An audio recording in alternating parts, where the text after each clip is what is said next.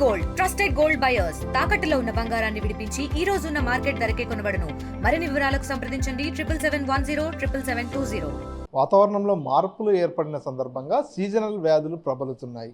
అక్కడక్కడ నీరంతా కూడా పేరుకుపోవడం, దోమలు విపరీతంగా అవుతున్నటువంటి కారణంగా వైరల్ ఫీవర్లతో కూడా చాలామంది ఆసుపత్రుల వైపుకు పరుగులు పెడుతున్నటువంటి పరిస్థితి. ఈ సీజనల్ వ్యాధులు ప్రబలకుండా ఉండాలంటే ఎలాంటి జాగ్రత్తలు తీసుకోవాలనేటటువంటి అంశంపై మాట్లాడదాం. మనతో పాటు మహబూబ్నగర్ ప్రభుత్వ ఆసుపత్రి సూపరింటెండెంట్ ఉన్నారు.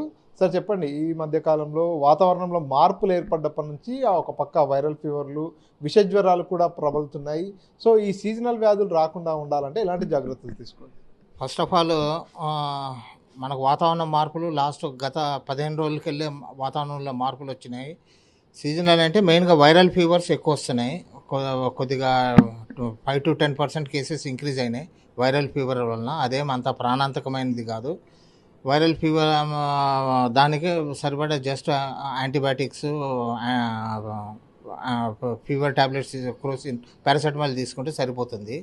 నెంబర్ 1. నెంబర్ 2, డెంగ్యూ, మలేరియా అలాంటి కేసెస్ నమోదు అంటే మనం భయపడాల్సినంత కేసెస్ ఏం నమోదు కావటం లేదు. That is right no preliminary, అది good news for everyone. Number 2, మనం ఎలాంటి జాగ్రత్తలు తీసుకోవాలంటే ఇంపార్టెంట్, ఇంటి చుట్టుపక్కల నీళ్లు స్టాగ్నేట్ కాకుండా ఉండకుండా చూడాలి. పైన ఇంటి మీద టెర్రస్లో నీళ్లు జమ కాకుండా చూడాలి. రెండవది, మనం ఎక్కడైనా ఎక్కువ గ్యాదరింగ్స్ పెట్టొద్దండి. దానివల్ల ఏమంటే వైరల్ ఫీవర్స్ ఎక్కువ స్ప్రెడ్ అయ్యే ఛాన్సెస్ ఉంటుంది. వైరల్ ఫీవర్ కానీ వైరల్ కోల్డ్, రైనైటిస్ అంటాం కదా, కోల్డ్, కామన్ కోల్డ్, ఇవన్నీ చేతులు శుభ్రంగా కడుక్కోండి. మూడోది ఏమంటే గోరువెచ్చని నీళ్ళు తాగటం, వేడి ఆహార పదార్థాలు తీసుకోవటం వల్ల. అండ్ రీసెంట్గా డిస్ట్రిక్ట్ కలెక్టర్ ఆఫీస్లో we had meeting, my self, collector గారి ఆధ్వర్యంలో డిఎంఎండ్హెచ్ఓ, మేము, మున్సిపల్ కమిషనర్, మేము అందరం కూర్చొని ఒక ప్రణాళిక తయారు చేసినాము. ఏమంటే రెగ్యులర్గా ఎక్కడెక్కడ వాటర్ స్టాగ్నెట్ ఉంటుందో ఆ ఏరియాలలో మంచిగా స్ప్రేస్ కొట్టడము, యాంటీ లార్వల్ స్ప్రేస్ కొట్టడము, రెగ్యులర్గా ఖాళీ ప్రదేశాలు ఉన్న కొన్ని కాలనీస్లో ఖాళీ ప్రదేశాలు ఉన్న ఏరియాలలో ఫాగింగ్ చేయటము. మూడోది ఏమంటే చెత్త నిలవకుండా ఉండకుండా మొత్తం ఎప్పటికప్పుడు క్లియర్ చేయటము. ఇలాంటివన్నీ ప్రణాళిక రచించినాం మేము అంతా కూర్చొని. సో మొత్తానికి ఇప్పుడు ఏదైతే విషజ్వరాలు, డెంగ్యూ కావచ్చు, మలేరియా కావచ్చు, ఇతరత్ర విషజ్వరాల బారిన పడి రోగుల సంఖ్య క్రమంగా కనుక ప్రభుత్వ ఆసుపత్రికి పెరిగినట్లయితే వారి కోసం ఎలాంటి ఏర్పాట్లు చేశారు? సపరేట్గా ప్రత్యేకమైనటువంటి వార్డులు కావచ్చు, ఇంకేమన్నా మెడిసిన్ కావచ్చు, ఏమైనా ఏర్పాటు సిద్ధంగా ఉన్నారనుకోవచ్చు? ఇప్పుడు డెంగ్యూ, మలేరియా ఇలాంటివి ప్రస్తుతానికైతే అసలు నమోదు చాలా తక్కువ అవుతున్నాయి. చాలా తక్కువ అవుతున్నాయి. నెంబర్ 1. నెంబర్ 2, వీటికి సంబంధించింది ఆల్వేస్ మనం జూన్లోనే వీటి ప్రణాళికలు రచించినాం. హెల్త్ మినిస్టర్ వచ్చినప్పుడు కూడా జూన్ నెలలో మనం మహబూబ్నగర్ విజిట్ చేసినప్పుడు ప్రత్యేకంగా మాతో మీటింగ్లో సార్ కూడా ఇదే చెప్పినారు. ఈ పాయింట్స్ అవన్నీ నోటెడ్ చేసుకున్నాము. మనకు డయాగ్నోస్టిక్ కానీ, ట్రీట్మెంట్ వైజ్ కానీ, స్పెషల్ వార్డ్స్ ఫర్ ఫీవర్స్ కానీ, ఇవన్నీ మనము already it is completely network తయారు చేసుకున్నాము. అందుబాటులో ఉన్నాయి. ఏం అంత టెన్షన్ పడాల్సిన అవసరం లేదు. డెంగ్యూ, మలేరియా లాంటి జ్వరాలు వచ్చినప్పుడు ముందస్తుగానే మనం కొంత అలర్ట్ కావాలి. వాటి నుంచి ఎక్కువగా ఇబ్బంది పడొద్దంటే లక్షణాలు ఎలా ఉంటాయి?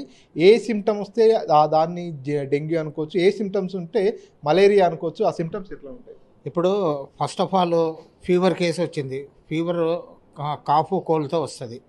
వచ్చినప్పుడు ఇలాంటి సీజన్ మారినప్పుడు కామన్ కోల్డ్, రెగ్యులర్గా జలుబు అంటాం కదా, వైరల్ జలుబు, కామన్ కోల్డ్ అనేది వస్తుంది. ఇమ్మీడియట్గా మీరు ట్రీట్మెంట్ లోకల్ కన్సల్ట్ డాక్టర్ దగ్గరికి వెళ్ళిపోండి. జనరల్ హాస్పిటల్ కానీ, మీరు ఫ్యామిలీ డాక్టర్ దగ్గర కానీ పోతే వాళ్ళు ఒక యాంటీబయాటిక్, క్రోసిన్ ట్యాబ్లెట్ ఇస్తారు. అది ఇచ్చిన తర్వాత కూడా ఇమ్మీడియట్గా ఒక 3 రోజులు చూస్తారు. 3 రోజులు చూసిన తర్వాత మామూలుగా 3 to 5 డేస్లో కంట్రోల్ వస్తుంది. మీకు సిమ్టమేటిక్ వైజ్గా కానీ, జనరల్ కండిషన్ వైజ్గా కానీ మామూలు వైరల్ ఇన్ఫెక్షన్స్ అయితే 3 to 5 డేస్కి రికవర్ అవుతాం. అప్పుడు కూడా లేదు ఫస్ట్ డేకి వెళ్ళి ఎట్లా ఉందో 5వ రోజు కూడా అట్లనే 3వ రోజు కూడా అట్లనే ఉందంటే అప్పుడు పరీక్షలకు పోవాలి. డెంగ్యూ టెస్టులు చేయించుకోవాలి, మలేరియల్ టెస్ట్ చేయించుకోవాలి. ఎందుకంటే డెంగ్యూకి వైరల్ కోల్డ్కి మనము differentiate only by test only. Symptoms కొద్దిగా సివియర్గా ఉంటాయి. ఓకే. సో మొత్తానికైతే ఇప్పుడు గత ఏడాదితో పోల్చుకుంటే ఇప్పుడు ఉన్నటువంటి కేసెస్ ఎలా ఉన్నాయి సార్? తక్కువగా ఉన్నాయి అనుకోవచ్చు. ప్రస్తుతానికైతే అదే చెప్పిన కదా స్టార్టింగ్లోనే, దేర్ ఓన్ బి అసలు రొటీన్ సీజన్లో ఎట్లా ఉంటాయి అంతే ఉన్నది తప్ప ఇంక్రీజ్ ఏం లేదు. కానీ వైరల్ ఫీవర్స్ కొద్దిగా అది quite common in our country.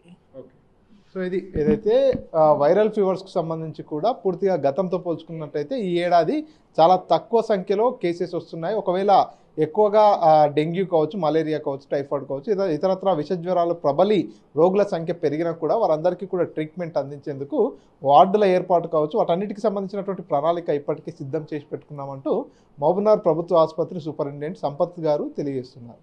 Camera person nursing రెడ్డితో మణికంఠ, ఆర్టీవీ, మహబూబ్నగర్. ఇండియా పాకిస్తాన్ తాజా అప్డేట్స్ కోసం డౌన్లోడ్ చేసుకోండి RTV లైవ్ యాప్.